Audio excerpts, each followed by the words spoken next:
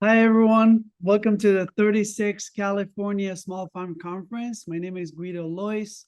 I'm Communications and Events Manager with CAF, which stands for Community Alliance with Family Farmers. I am super excited about the workshop we have today with my friend Alana from Farmers Footprint. I think you're going to love it. But before I pass the mic to her, I wanted to remind you that this workshop is being recorded, and that if you have any questions, you can put them on the chat feature or the Q&A feature.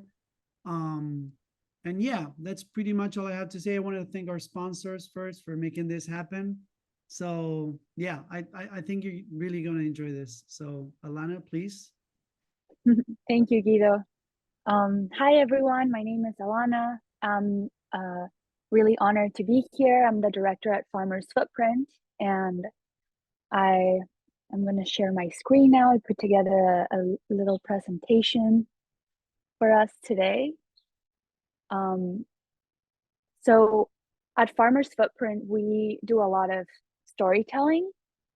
So it made a lot of sense when Guido asked me if I could speak to the power of sharing your story and how this might apply to small and medium farmers. So first, I'm going to share a little bit about the work that we do at Farmers Footprint. We pursue storytelling and narrative building because they are often not prioritized in farming and the food system. So since the beginning of humanity, our experience has shaped our stories.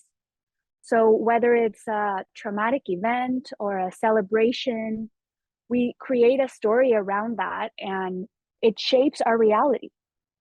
So sometimes we forget that stories also have the power to shape our experience, and this goes both ways. For example, when we are choosing between two products at the supermarket, and that is our experience, we immediately might choose one over the other because we like the color or because of how we were feeling that morning. And that's our experience shaping our story. However, stories have also the power to enhance or shape our experiences in different ways. For example, if I know the story behind each of those products that I'm choosing over, and the story is that one was grown under a certain setting and is influencing a community in a certain way, then that is likely to affect my experience about the choice that I'm making. So in today's webinar presentation, we're going to talk a little bit about how sharing our story as farmers can impact the relationship we have with our consumers and enhance their experience when they're relating to our produce or product or some of the activities that you might be doing at your farm. Now, for this, I would like to share with you the story of Maria Catalan. She is a Latina farm worker turned farm owner, and I really want to share with you her story because it's a really powerful story. So it's a quick little video, right under 3 minutes.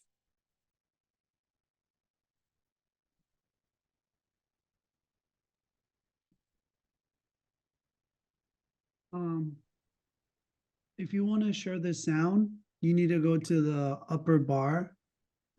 Yeah, because we're not to the Oh, Zoom. thank you. Yeah, if you go in Zoom and you scroll, you hover all the way up, you should have 3 dots.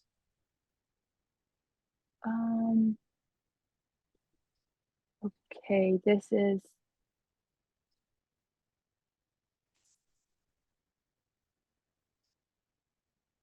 Oh, I can't find this. If you want to text me the link, I can share it myself. Great.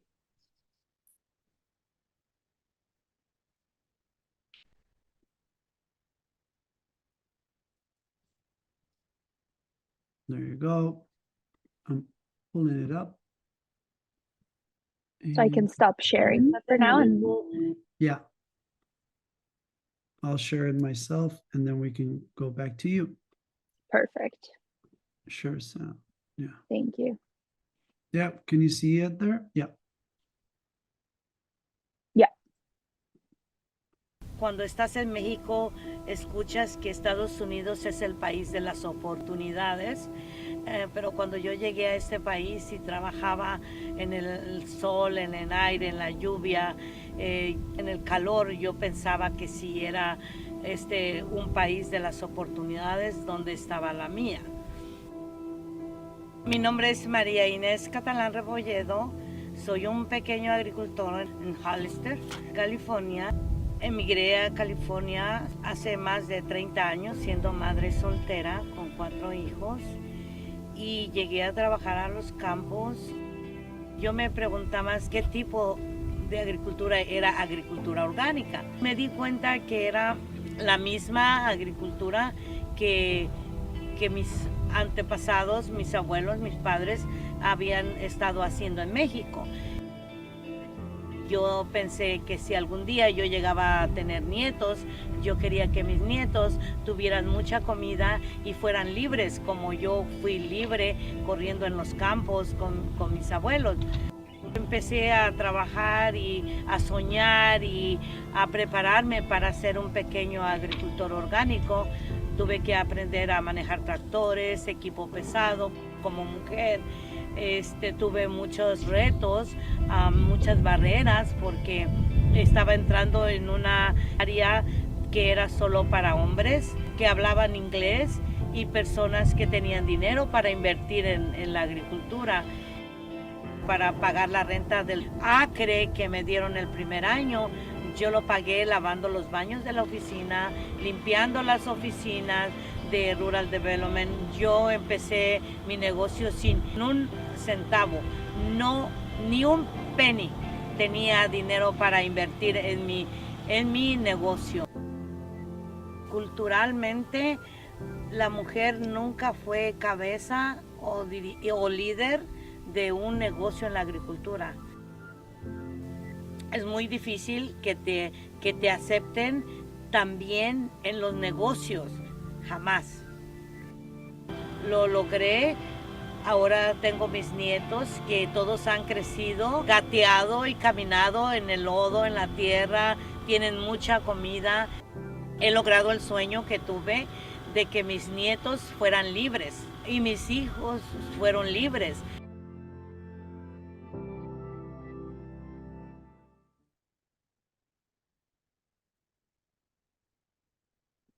Wow, that was beautiful. Thank you, Guido. Okay, we'll go back to the presentation now. So now that you've seen Maria's story, I want to point out that every story connects someone somewhere to each other. After seeing Maria's story, that story was recorded about 3 years ago, 2.5 years ago, something like that. And us watching it right now is connecting every one of us from the different places that we are to Maria, to each other, to her story. So just such a testament of how stories can inspire us to deepen connections. We can learn about her story, her work, we can share it, we can support it.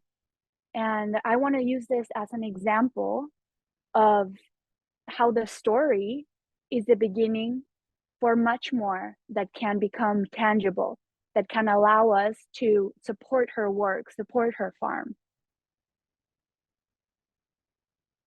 Which leads us to where can we go after hearing her story and being inspired?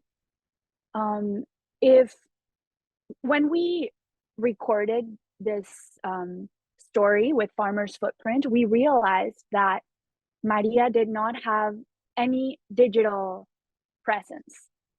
She didn't have a website, social media. And after sharing her story, if there's no place where people can go to deepen that connection, that opportunity to deepen that relationship with her and support her work is lost.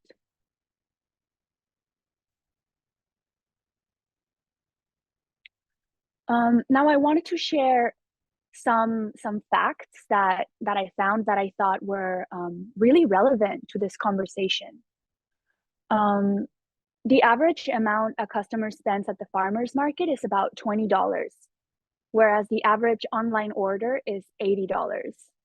So here we see that there is a 340% increase with the amount a customer is likely to purchase online as opposed to at a farmer's market.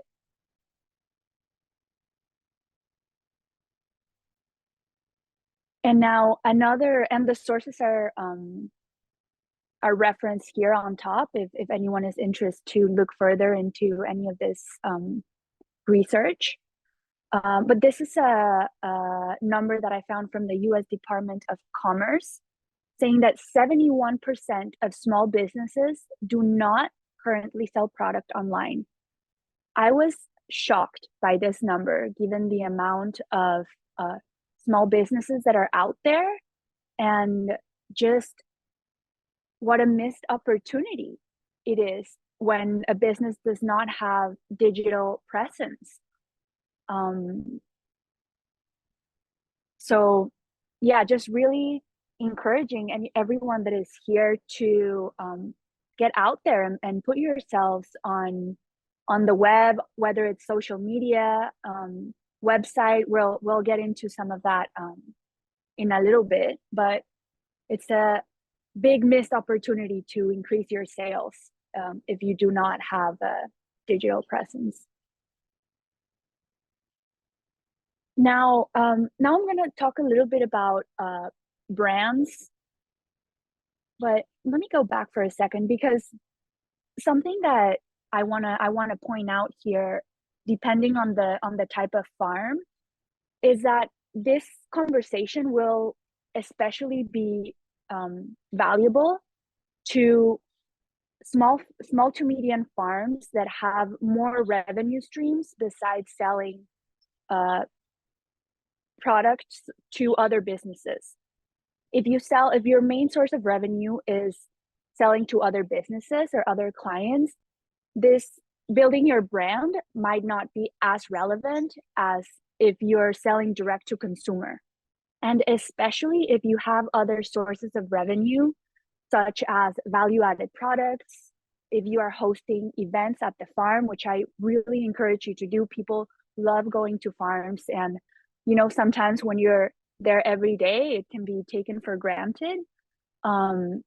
But yeah, having, hosting volunteer days, activities, dinners, screenings, those are all different ways to diversify your revenue streams. And when you start doing that, then developing your own brand becomes so important. And I can't say this enough times to the small farms that are diversifying their revenue streams. A brand is more than a logo and a website. A brand is a symbol that represents the relationship you have with your customers. It's a place where people that feel aligned with your cause, with your work, with your values, can connect with you and with one another. So it builds a sense of community around your farm, around your business, that it represents that. It's the fuel that powers your business's ability to scale beyond yourself and increase awareness. And of course, as a consequence of that, there are economical benefits that might become possible by developing your brand. Now, I know that branding, marketing can be a really new conversation to a lot of us. Personally, I started my career in agriculture, being very focused on the work at the farm, the work we were doing at the farm. And I didn't realize the importance of branding and marketing for the work that we were doing until much after. And it's really essential to think about branding and marketing when we are selling direct to consumer. Now, for those of us that are new to branding and marketing, it can be a very daunting, where do I start? Where do I begin? What is branding? What is marketing? So these are some of the areas that we can start to work on when we're wanting to build our own brand. So first, there's storytelling. Storytelling is sharing your story, sharing your experience, your emotional connection to your work. People connect with other people through emotions, through shared experience. So the power of sharing your story and your challenges, how you've overcome them, that is storytelling. Now, branding, we'll get into that in a little bit too, and some of the things that branding can include. Marketing is the step of taking your story to driving sales. So we're going to talk a little bit about some marketing strategies that I will share with you. Towards the end, I will be sharing some free resources and also some really specific tips that you can start to apply right after we finish this presentation.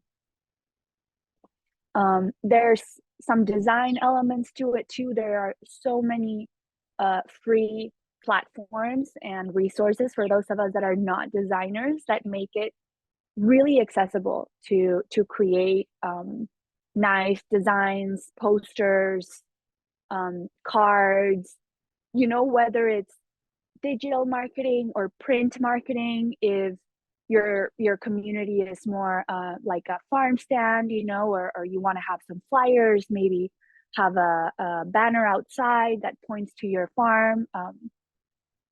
I will be sharing what are some of those digital design platforms that we can use too. There's a website, of course.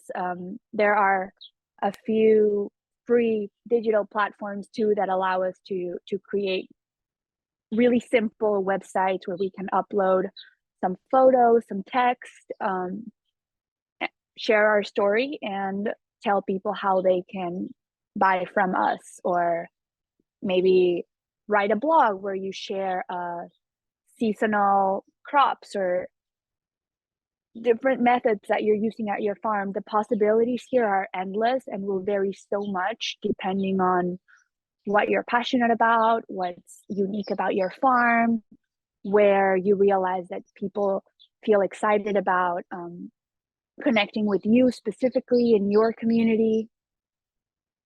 So we'll get into some more specific examples in a little bit.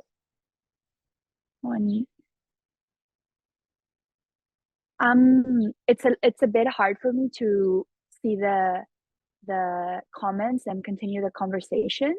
So at the end, I left some time for questions so we can go through the specific comments and discuss them together, just so you don't think I'm ignoring the things that people are saying on the chat. We have some dedicated time for that towards the end.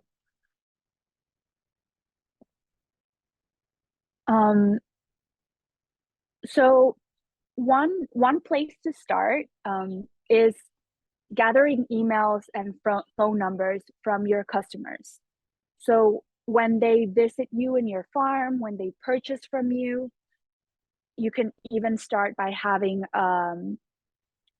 a notebook or something where you ask for people's names and emails, and you start creating your database. And this, you can start doing this with whichever platform you already feel comfortable with. So it could be via text, via WhatsApp group. I know a lot of people have Facebook groups, and they're really active in their community. It can be Instagram. It doesn't matter which platform you use, as long as you use a platform that you are where you can actively engage and connect with your community.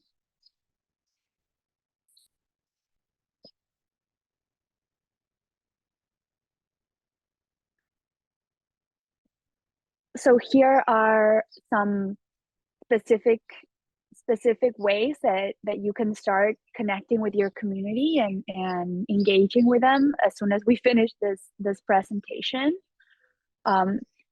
Again, regardless of the platform, I always encourage people to welcome their subscribers and their customers to their community. If someone starts following you on Instagram or gives you a like on Facebook, it's always a good idea to say hello, welcome them. You can share a little bit about the farm, how they can place an order, but it shows people that you see them and that you are welcoming them, so that people can feel guided through that user experience. Another thing that I recommend is weekly sharing updates about your farm and some upcoming events. And again, encouraging people to visit you, to purchase product. Overly communicating is always encouraged and recommended. Even if you don't have something super new to share, just maybe there are some new things growing in your farm, you can share some photos.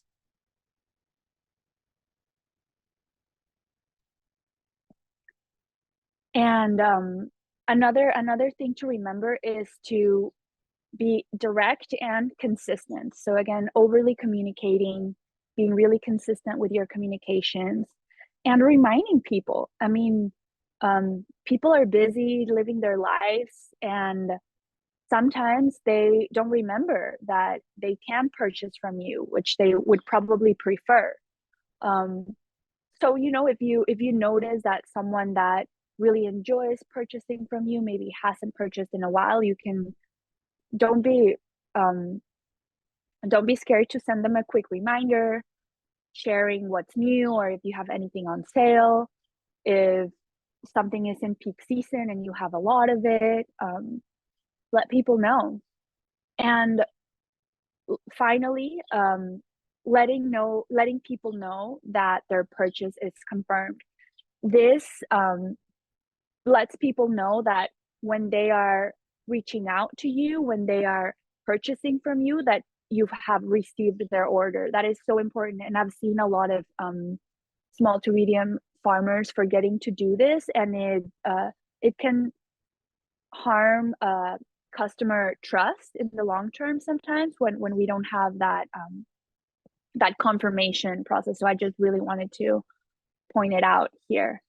And again, I will be sharing this presentation after this. I will upload it to the platform where everyone signed up. I can't remember the name of it now. I think it's Shed, but you will be able to go through this on your own time as well after this.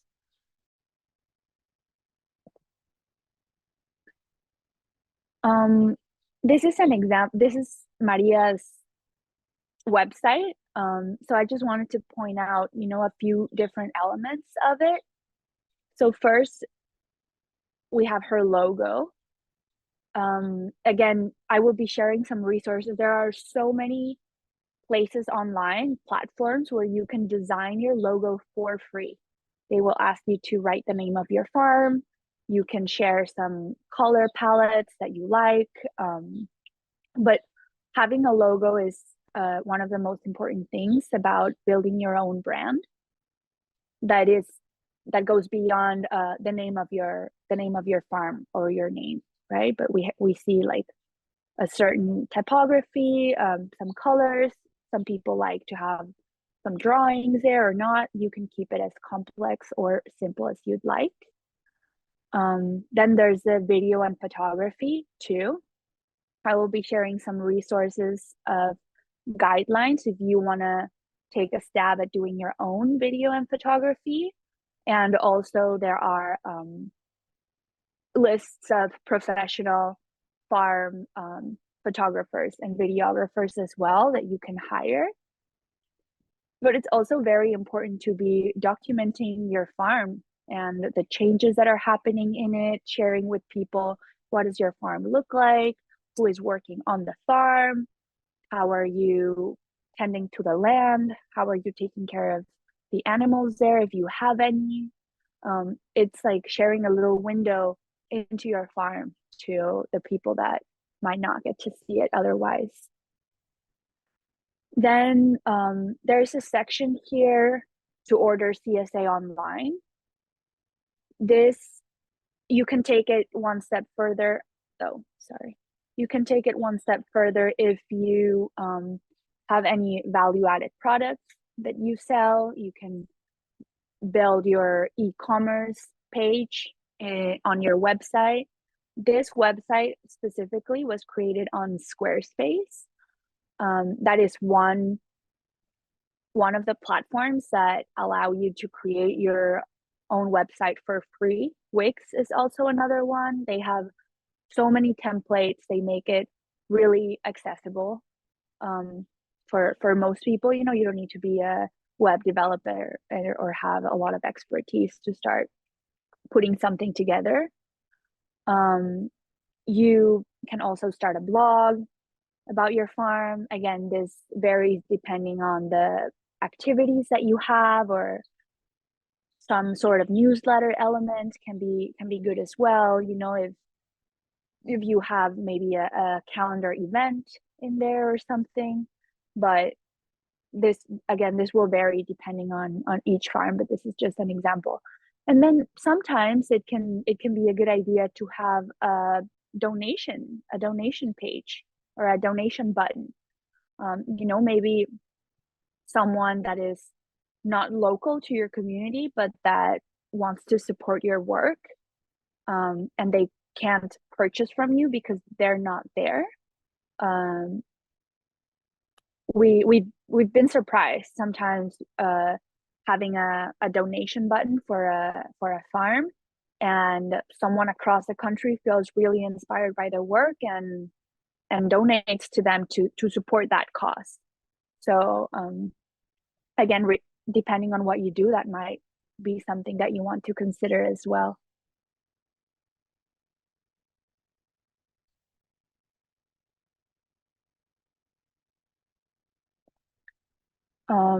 Well, finally, here are some free resources that are linked to. So when I share this presentation, you can click on the links. But Squarespace, as I shared, to create your own website.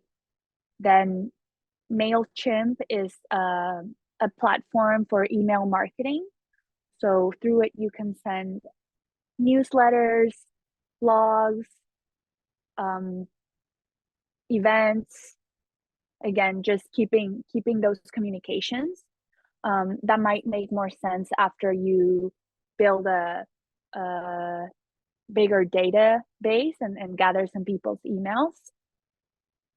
Canva is actually where I designed this presentation. As you can see, I am no designer, but they have a lot of tools. You can design posters, presentations, cards, flyers, anything. They have so many options. Menus, if you're gonna do a dinner or lunch at the farm, it can be a great tool for that too.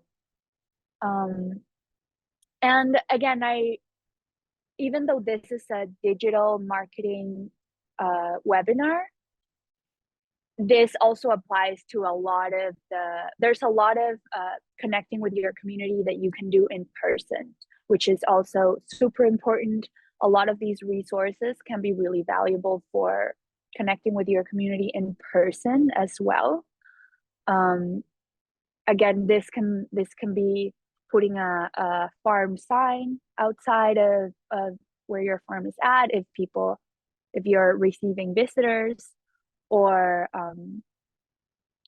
just different signs around your community that lets people know that you are there, what you are selling, how they can purchase from you, how they can support your work.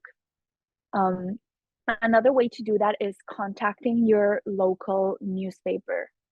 A lot of the times I've seen local newspapers be willing to showcase or offer a section in their newspaper sharing about a local farm and how people can purchase from them.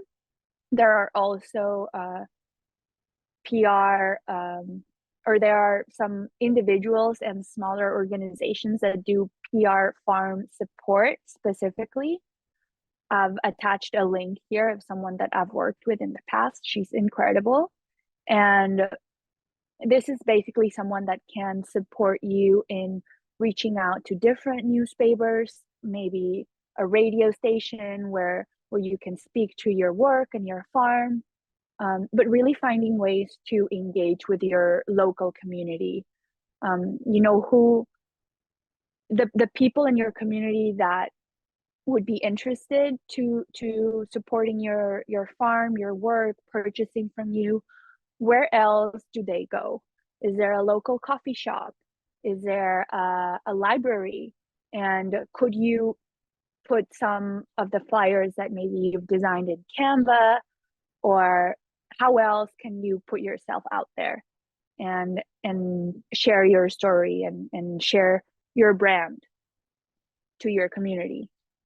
Now another place where you can ask for support. I know a lot of the times I've seen that a big barrier for working on marketing for a farm can be when the farmer is trying to take it all on themselves. It can be a lot of work. The farm is obviously a lot of work. There are people out there that are willing to support farmers in developing a digital strategy or a digital presence. One place where you can find some of these people is the Farmers Footprint digital community. We have a Mighty Networks community of almost 10,000 people. It's a global community, and there's a large volunteer base there of people that have all kinds of skills and expertise. And it's a great way, a great place if you have any questions, if you don't know where to start, if you need support, ask for help. Ask for help. There are so many people out there that are willing to support you in getting started.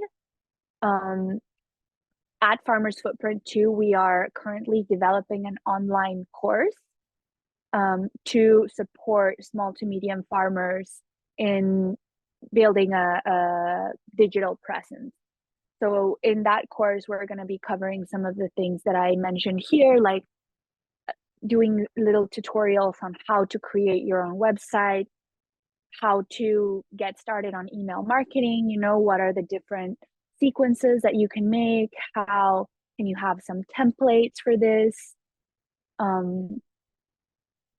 So I will be sure to share out with our friends at California Small Farms Alliance some of these resources too. So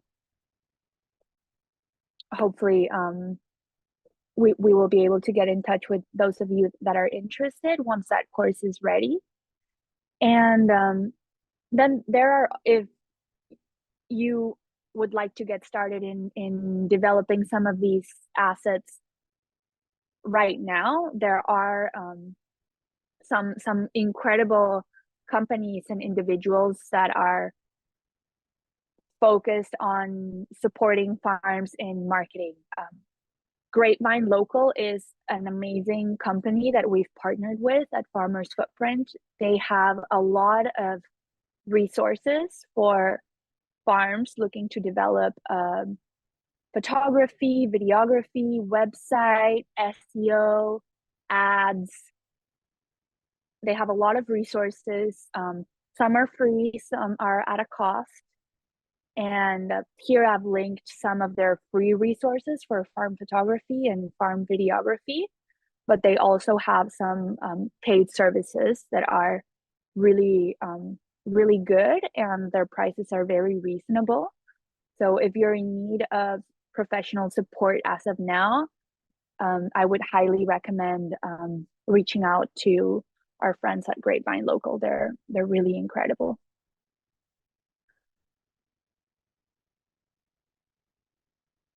And that is all I have for today with the presentation. So we have, we have some time to spend discussing some specific questions that might have come through the chat. I'll stop sharing my screen now.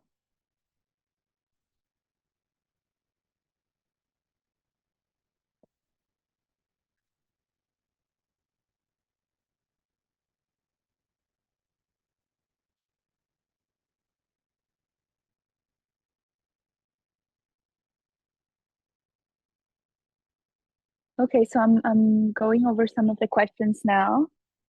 Guido, I don't know if you have in mind some dynamic that we could do for this, or if I can just go through the questions and answer them. Yeah, I was checking the Q&A feature and that doesn't seem to have any, but I know in the chat people have been leaving some. So if you want to go ahead and address those. Okay, sounds good.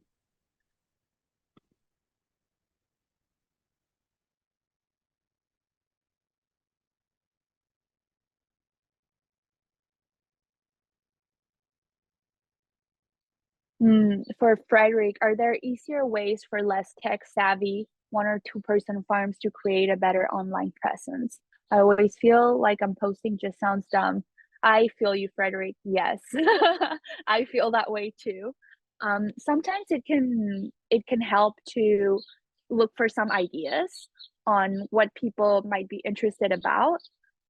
So you can have some sort of guidelines to what to post about. It can just having more ideas, like sharing about a specific thing you're growing, or maybe a recipe. People love recipes. We've seen a lot of engagement with that.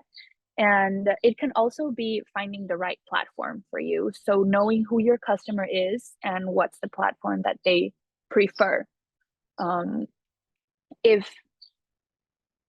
If it's not really the general public that you're speaking to, then maybe it makes more sense to have some sort of group, whether it's on Facebook or WhatsApp. I know I've heard from farmers that have had a lot of success with Facebook groups. So maybe that would be a good platform for you, especially if you're a small team.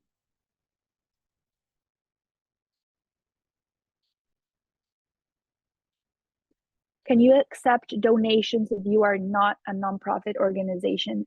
Yes, you can. You can start a GoFundMe, or there are a few of those options for crowdfunding that anyone can start. I didn't add those on the presentation, but I will, and then I'll share the presentation with you. Oh, so I see Sarah's answer to that. You can ask for donations, but they're not tax deductible. Yes, that is correct. Jonathan, I use Constant Contact. Do you think MailChimp may be better? I am not familiar with Constant Contact, so I couldn't tell you that. I have used MailChimp and I personally like it. Then for bigger operations, I know Klaviyo is also good, but yeah, I'm not familiar with Constant Contact. I'd be curious to check it out.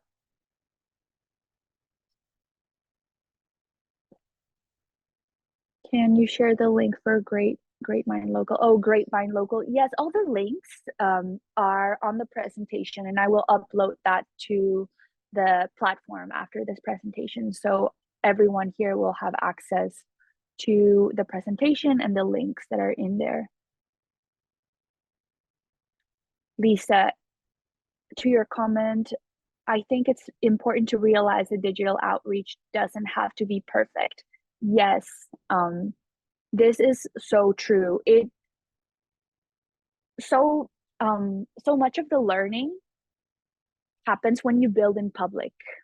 It's so easy to get caught up in what to talk about. How do I take this photo? The most important thing with telling your story is authenticity. So if you're sharing from a place of realness, then that is so much more likely to connect with people than if you're trying to make it look perfect, or if you're trying to make it look the way you think it needs to look. Authenticity will win every time over looking for perfection or looking for it to be a certain way. So yeah, it's great point, Lisa. Thank you for pointing that out.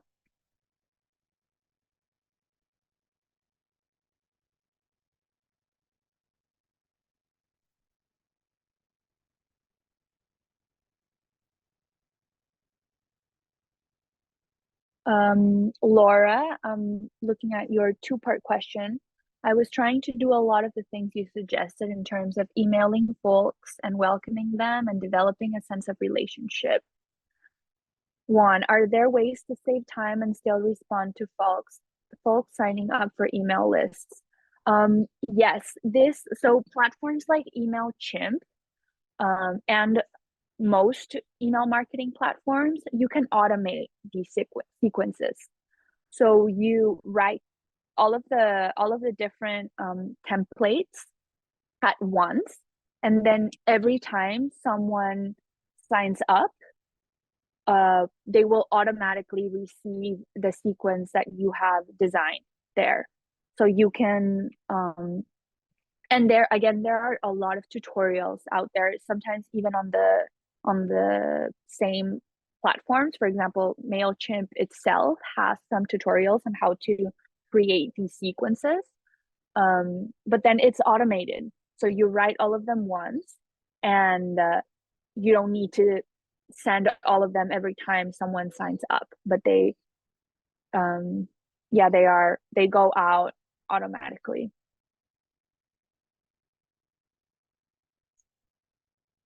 What do you do when folks expect you to recognize them and remember them, and maybe you just have a few too many people on your list? Yes, that is a true challenge. I mean, personally, I haven't found like one right way to deal with that. I will find myself saying things like, "Oh, it's good to see you," instead of "nice to meet you," or things like that, and trying to remember the things that might apply to all of them, or just finding friendlier ways to remember those things. I don't have one specific answer for that challenge. Yeah, well, I think those are all the questions that we have, unless anyone has anything else they want to bring up. Yeah, please reach out to us at Farmers Footprint. We are always looking for more ways to support small farms and farmers doing incredible work. And we are always really eager to hear what you need and what is working, what is not working, and how we can support. So thank you so much, Community Alliance Family Farmers, for putting this conference together and for having us be a part of it. Thank you so much, Alana. That was beautiful. And yeah, I want to encourage everyone to follow Alana on her work at Farmers Footprint and Nana Food Culture. I just posted some stories on our Instagram as well because I love that project. Thank you to everyone too for all the questions. I love it when people are this engaged. This is why we do this. And that's all I have to say about it. We're going to have many more workshops, so make sure to tune in via SCAT. Remember that you're going to get all the material through the platform as well. We're going to send you an email. And yeah, I'm just gonna play a short video for the outro, and I'll see you on the next one. Peace. Thank you. Thank you, Guido.